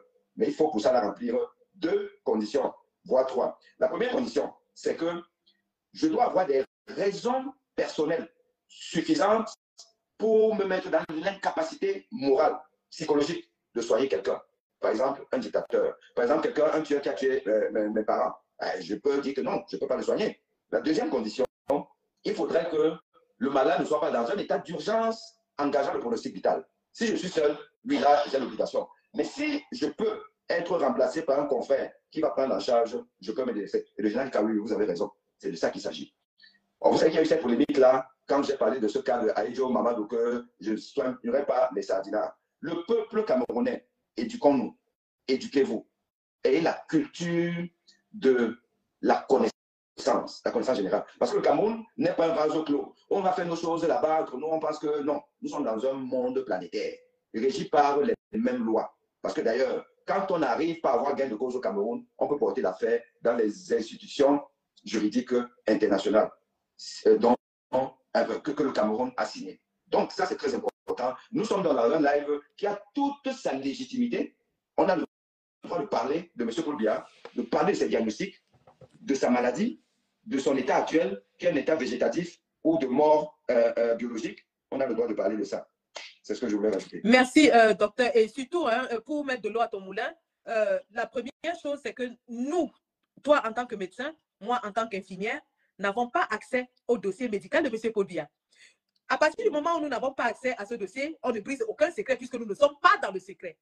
Nous faisons ici ce qu'on appelle une étude de cas clinique qui se fait dans toutes les écoles de formation médicale et infirmière, où on prend un cas qui peut être fictif ou réel et on le soumet à l'étude. Et c'est ce que nous avons fait et c'est ce que nous faisons. Deuxièmement, dans les pays anglo-saxons où je réside, par exemple, les dirigeants ou alors tous ceux qui aspirent à un poste de responsabilité publique ont l'obligation de faire une déclaration de bonne santé. Ça veut dire que moi, Sandy, pour que j'aie mon poste de responsable cadre infirmière, je suis examinée et je fais une déclaration de bonne santé qui est revue chaque année. C'est-à-dire qu'à la fin de l'année budgétaire, lorsqu'on revoit mon dossier, on me demande est-ce que j'ai attrapé du Covid, est-ce que j'ai eu une pathologie qui peut empiéter sur ma capacité à travailler. Donc, ceux qui occupent des postes de responsabilité, y compris et même surtout ceux qui ont la destinée de tout un peuple entre leurs mains, doivent rassurer ce peuple qui sont en mesure physique, physiologique et sanitaire de justement conduire leur destinée. Donc, là, dans le dossier de candidature à une élection présidentielle ou de responsabilité ici, vous devez démontrer que vous êtes en bonne santé. C'est pour ça, justement, que lorsque le roi du Royaume-Uni fait un cancer, le peuple est informé de son diagnostic, du jour où il est admis à l'hôpital, du traitement qu'il a subi, de son pronostic. Toutes ces informations sont mises à la disposition du peuple parce qu'il est là pour travailler pour le peuple. Le peuple jugera de son aptitude à continuer dans ses fonctions. Aux États-Unis, vous avez vu le cas de Joe Biden. Joe Biden, qui a été très malade, on sait qu'il a des antécédents de cancer. Il est même plus frêle, apparemment, physiquement, que M. Biya. Et lorsqu'il a voulu se représenter pour l'élection suivante, c'est son propre parti qui lui a dit non. Vous n'êtes plus en capacité physique de gérer le pays le plus puissant au monde. Et ça, c'était sur la base des faits médicaux qui sont mis à la disposition de tous les citoyens pour lesquels il est censé travailler. Pourquoi est-ce qu'au Cameroun, Demandez si l'homme qui dirige la destinée de 30 millions de Camerounais est en mesure de le faire, est un crime. Lorsqu'il a pris son mandat il y a 7 ans, c'était sur la base de ce qu'il pouvait le mener à bien et le terminer. On n'est même pas arrivé à la fin de son mandat qu'il a disparu et on nous interdit de demander ni de nous interroger sur sa capacité à diriger le pays. C'est assez incroyable. Et nous allons continuer de faire des analyses comme celle-ci. Oui, s'il te plaît, permets-moi. Allô? Oui, alors on t'écoute.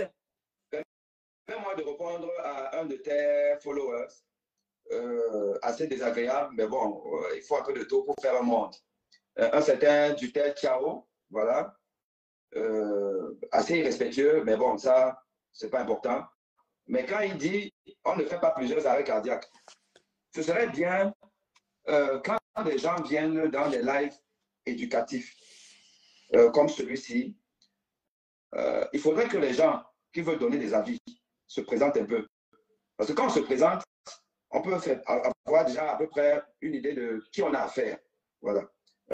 Parce que être derrière des claviers, parfois derrière des faux profils ou pas, jouer aux connaisseurs en donnant des avis, alors qu'on n'a même peut-être pas effleuré les bancs d'une école de formation préparatoire à un concours de médecine, c'est quand même assez osé. Et nous sommes aujourd'hui à la croisée des chemins dans un pays où nous voulons prôner l'excellence, prôner le savoir-faire et ne plus laisser la possibilité à des arrivistes de venir prendre la place et diriger un pays, un si beau pays qu'est le Cameroun. Quand un individu comme celui-là dit qu'on ne peut pas faire plusieurs arrêts cardiaques, je ne sais pas s'il est médecin, mais ça m'étonnerait qu'il soit même aide-soignant. Je veux donc rappeler à tous nos auditeurs, parce que les gens écoutent et lisent, que l'arrêt cardiaque, c'est quoi? C'est l'emballement du cœur. C'est un cœur qui s'emballe, qui bat la chamade à cause d'une arythmie cardiaque qu'on appelle la fibrillation ventriculaire. Ou la deuxième cause d'arrêt cardiaque, c'est un cœur qui normalement bat entre 60 et 100 battements par minute, qui fait ça, et qui à un moment donné, cesse de battre, ce qu'on appelle asystole. Donc, soit on fait une asystole, soit on fait une fibrillation ventriculaire, en sachant que ce soit une asystole ou une fibrillation ventriculaire, qui est une contraction anarchique des ventricules. Et donc, les ventricules qui ne pourront pas pomper le sang suffisamment pour irriguer l'organisme. Et donc, les deux reviennent à une hypoperfusion, voire un arrêt de perfusion de tout l'organisme, donc d'où l'arrêt cardiaque, et on perd connaissance. Et maintenant, quand on a fait un arrêt cardiaque, soit c'est parce qu'on a une asystole, le massage cardiaque peut faire repartir le cœur et doit faire repartir le cœur. Et après, on cherche dans les causes, est-ce que c'est parce qu'on a fait un gros infarctus, on a bouché une artère, on va aller déboucher. Soit on a emballé le cœur et on va non seulement masser, mais aussi défibriller le cœur. Si on va sur mes pages, on verra plusieurs posts, plusieurs vidéos où j'explique ce que c'est que l'arrêt cardiaque. Quand le cœur est donc reparti, il est possible, et ça arrive souvent, que quelques minutes après, quelques heures après, quelques jours après, ou même quelques semaines après, qu'on refasse un arrêt cardiaque. Tout à fait. Donc, si on a récupéré le malade, le temps de le stabiliser, imaginons que le malade fait un arrêt cardiaque à domicile. Heureusement pour lui, il y a eu des témoins qui savent masser, on l'a massé, on a appelé le SAMU est arrivé, ça c'est enfin, le SAMU est arrivé, a pris en charge, a continué le massage et on a récupéré le malade. On a récupéré, il y a les signes de récupération. On l'a récupéré, on l'a mis dans le camion du SAMU pour l'amener à l'hôpital. En cours de chemin, il peut encore faire un nouvel emballement du cœur ou une nouvelle assistole. Ce sera un deuxième arrêt cardiaque. Et on peut répéter les arrêts cardiaques comme ça là au maximum. Donc, moi, quand je suis dans un live comme celui-ci là, un beau live comme tu es en train de faire, et que je vois des individus comme ça là venir désinformer l'opinion publique en manquant de respect à des gens qui sont du métier, je dis qu'il ne faut pas tolérer ça. On est dans quelque chose de sérieux et les gens doivent être sérieux. S'ils veulent jouer au beau, qu'ils organisent leur live, qu'ils expliquent à leurs followers des bêtises qu'ils veulent raconter et ils seront comptables de ce qu'ils disent. Voilà ce que je voulais ajouter. Merci. Et ça, c'était très important de le souligner. D'ailleurs, il nous amène même à une question que je voulais poser, mais que j'avais oublié. Justement, la récurrence des arrêts cardiaques. Et là, tu l'as brillamment expliqué, il est important de noter que lorsque quelqu'un fait un premier arrêt cardiaque, il a au moins, au minimum 50% de chances de refaire un autre arrêt cardiaque dans les heures qui suivent. C'est d'ailleurs pour ça qu'on les met immédiatement sous surveillance cardiaque. Parce que quand vous arrivez avec un arrêt cardiaque à l'hôpital, immédiatement, on vous met sur un cardiac monitor, à l'immédiat. Donc, c'est des patients qui sont pris en charge de façon très sérieuse et très urgente. On ne les traite pas au même titre que les autres urgences. Hein, c'est des priorités. D'ailleurs, Sandy, je vais préciser. Le protocole de la prise en charge de l'arrêt cardiaque extra-hospitalier, par exemple, parce qu'il y a deux types d'arrêt cardiaque. Il y a l'arrêt cardiaque extra-hospitalier et l'arrêt cardiaque intra-hospitalier. Et la majorité, ce qui est normal, des arrêts cardiaques sont extra-hospitaliers. Donc, il faut avoir la chance déjà d'être rapidement pris en charge, massé, tout là, appeler le SAMU, et on met, le SAMU arrive, ou les urgences, enfin, les ambulances médicalisées. Mais en général, quand on est dans des systèmes de santé solides, vertueux comme la France, le UK, le Canada, les États-Unis et tout là, c'est le système du SAMU qui va arriver, qui va vous prendre en charge. Et ce qu'on fait en fonction de l'âge, si la victime a plus de 35, allez, on va dire plus de 40 ans, on connaît la cause principale de l'arrêt cardiaque. C'est ce que je vous explique au début, les artères du cœur qui sont abîmées, qui sont encrassées et tout. Donc, c'est la cardiopathie ischémique.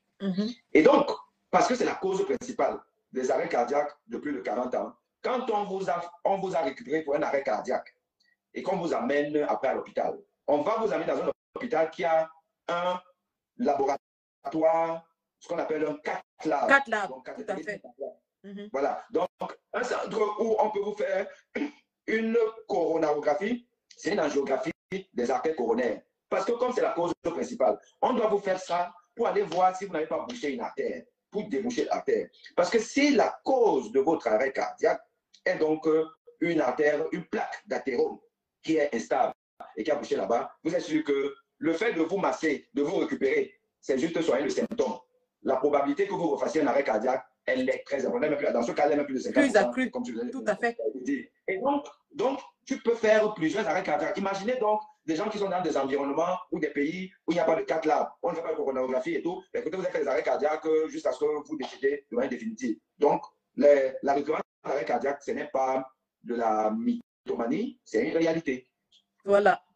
Donc, à ce monsieur ou à cette dame qui vient écrire des affirmations non fondées, priez d'aller vous documenter, c'est le minimum syndical, avant de venir intervenir dans un live où vous avez deux professionnels de la santé, dont un médecin spécialiste qui parle de sa spécialité.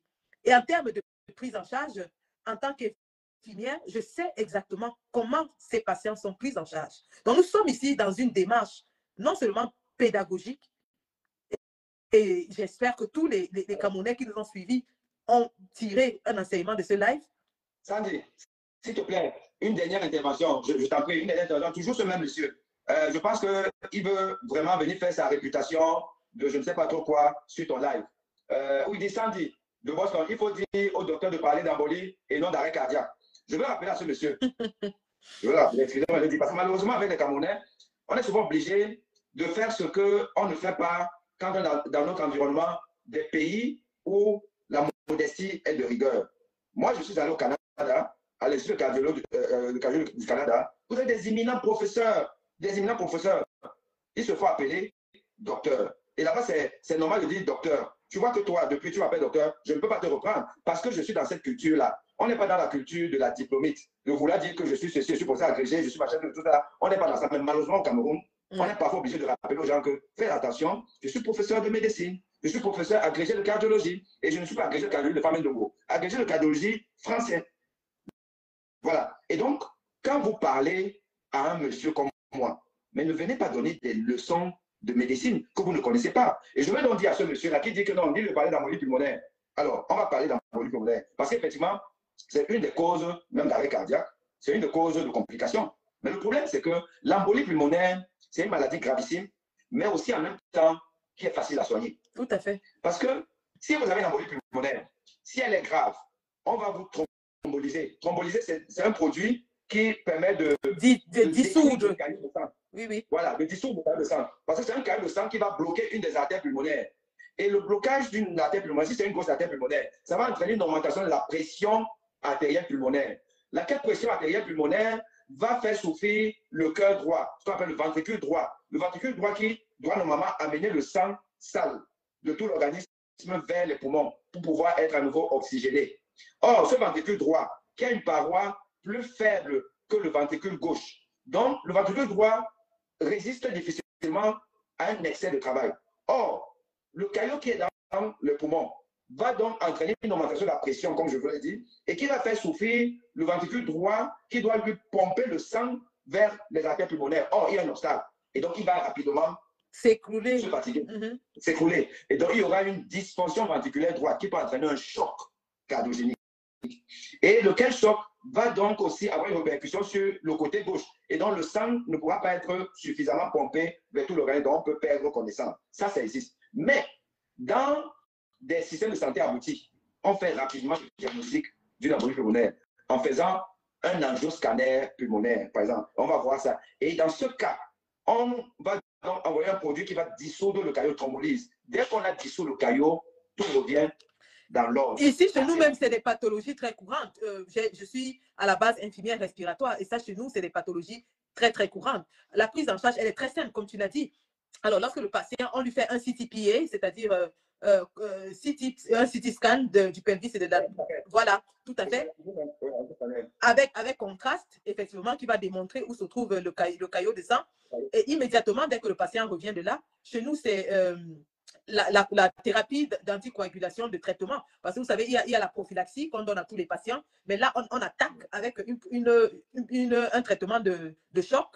On recommande le repos au patient parce que justement, il ne faut pas que le patient se mette à déambuler et que le sang circule, ça peut déplacer le caillot. Donc, repos absolu du patient, anticoagulation d'agression, de choc. Et puis, voilà, dès que le caillot est dissolu, le patient se porte mieux. Et puis, tous les effets secondaires de l'embolie pulmonaire se résolvent automatiquement dès que l'embolie est soignée. Absolument. Donc, rien de dangereux dans une embolie pulmonaire, sauf si elle n'est pas prise en charge ni détectée. Mais une fois qu'elle est détectée, elle est facilement soignée. Donc, tout ça, c'est pour dire que, évidemment, et tu l'as dit très bien dit tout à l'heure, nous n'avons pas le dossier du malade Paul Biya. Nous partons sur un rapport de vraisemblance en fonction des éléments que nous avons. On a dit la pluie, les voyages, le stress, la médecine, un peu... Les antécédents médicaux, l'âge du patient. L'âge, tout ça là, voilà, les multiples malaises dont on nous parle et tout. Quand on part sur ça là, et qu'on dit que le cœur est défaillant, ça va être plus à cause d'une cardiopathie ischémique, donc l'athérosclérose, que d'une embolie pulmonaire. Tout à fait. Donc c'est le raisonnement clinique. Voilà, et ça, on apprend ça à l'école. C'est pas l'histoire du hasard quand tu vas lire Google et puis tu viens raconter des histoires. L'embolie pulmonaire, il faudrait vraiment aller chercher d'autres causes qui forcément ne s'appliquent pas à ce scénario-là. Monsieur, voilà, le patient à cet âge-là, à cet âge même déjà, faire une embolie pulmonaire, c'est très difficile. C'est des patients qui, en général, sont encore physiquement très actifs, qui ont un certain mode de vie. Donc, le caillot va aller se loger un peu plus haut dans la circulation. Parce que les embolies les plus courantes, c'est même pas dans les poumons, mais c'est plutôt dans les jambes, par exemple. Dans la cuisse, par exemple. Oui. On fait ce qu'on appelle la phlébite. Voilà. Ce qu'on appelle la phlébite. Ouais. Mais la phlébite qui après, elle peut se compliquer d'embolie pulmonaire. Bon, là, il a dit quelque chose, parce que je parcours un peu dans les commentaires, où il dit que son raisonnement, c'est que Paul Biya a une néoplasie prostatique, un cancer de la prostate, et on sait que le cancer de la prostate, le cancer en général, a un terrain pro-fibrillatoire, donc peut entraîner la formation des caillots qui vont après aller aussi au niveau de la grande circulation, enfin, de la circulation pulmonaire, entraîner des embolies. Évidemment, ça c'est plausible, c'est logique que quelqu'un qui a un cancer qui soit susceptible de faire une embolie pulmonaire. Mais aujourd'hui, dans un contexte, c'est qu'avec l'anticoagulation préventive, on évite ce genre de choses parce qu'on donne aux malades des anticoagulants. À titre prophylactique, oui, bien sûr. Prophylactique pour éviter ça. Bon, maintenant, si on a fait l'embolie pulmonaire, une fois de plus, l'embolie pulmonaire, on dit encore, c'est une maladie. En plus, Paul Biya, ce n'est pas un malade lambda. Tu venais de le dire, il est dans une clinique UP, il est quand même assez suivi, même à étudier. On sait que, on nous a dit que les médecins venaient d'ailleurs pour s'occuper de lui. Très honnêtement, être dans cet état, à cause d'une embolie pulmonaire qui est soignée assez facilement, c'est quand même un peu tiré par les cheveux. Par les cheveux. En plus, lorsqu'il parle du cancer, est-ce que ce cancer est actif? Est-ce qu'il est en phase de rémission? Est-ce qu'il est complètement remis? Parce que oui, vous dites cancer, ça peut faire partie de son passé. C'est-à-dire que quelqu'un qui a eu le cancer dans sa vie peut être guéri de ce cancer, par exemple. Vous n'en savez rien. Vous n'en savez rien. Donc, c'est autant d'éléments qui démontrent que nous ne sommes pas dans les secrets de Dieu, donc nous ne brisons aucun secret médical. Par contre, nous tenons en compte des paramètres qui sont du domaine public pour faire une étude, une analyse. Donc, vraiment, docteur, je suis très contente de ce live parce que vous avez mis en exergue votre expertise en ce qui concerne les pathologies cardiovasculaires, notamment en ce qui concerne le cas du président de la République du Cameroun. Et avec vos démonstrations basées sur les faits dont nous avons parlé, il en dégage que M. Paul Biya, président de la République du Cameroun, serait soit dans un état très, très piteux, soit alors cliniquement mort. Dans les deux cas, il est incapable de diriger le Cameroun et il devient ainsi important de réclamer la vacance du pouvoir. Voilà ce qu'il faut retenir de ce live. Absolument. C'est bien résumé. Et donc, j'espère que les explications que nous avons données ce soir contribuent justement à apaiser les questionnements des Camerounais. Parce que lorsqu'on parlait d'un malaise et tout ça, les gens n'arrivent pas à visualiser la gravité de la situation. Et nous avons essayé de rappeler qu'on ne peut pas garder en assistance respiratoire ou alors réanimation pendant aussi longtemps un patient de cet âge, ce qui serait de l'acharnement thérapeutique et qui serait complètement futile. Absolument. Donc, voilà, si vous avez retenu quelque chose de ce live, retenez cela. Et toutes les annonces qui disent qu'il va rentrer au Cameroun mardi, on avait annoncé hier, après on a dit lundi, après on dit mardi, prenez-les au même titre que ceux qui avaient dit qu'il est en train de manger le bouillon de mâchoiron à l'Intercontinental en jouant au Songo. Ce sont les mêmes gens qui avaient dit que Martinez Zogo était en train de manger du pangolin pendant qu'il se faisait séquestrer à l'immeuble Ekam.